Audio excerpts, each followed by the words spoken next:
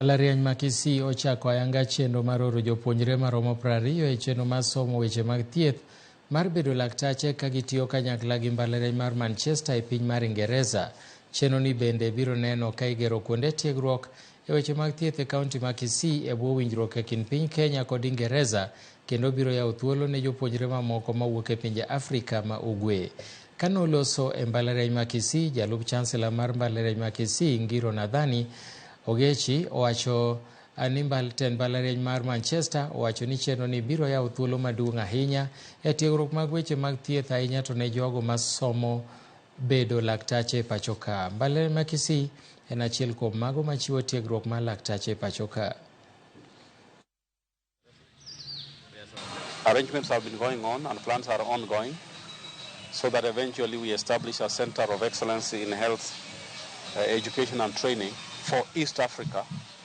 with Kisii University as the hub. But as we do that, there are several steps. The first step is the establishment of a Bachelor of Medicine and a Bachelor of Surgery program that is based on the curriculum of the University of Manchester and is domiciled here at Kisii University, and that will take care of the East African region.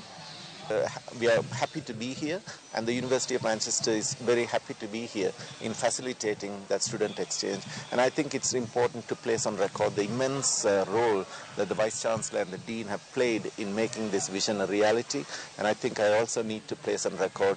the gratitude to our philanthropic office in Manchester University for making this happen so that we can take a number of Kisii students from Kisii to the United Kingdom this year and fully support them so that their experience is enriched, so that they'll have something to learn, useful to experience a different health system and bring that experience back to Kisii.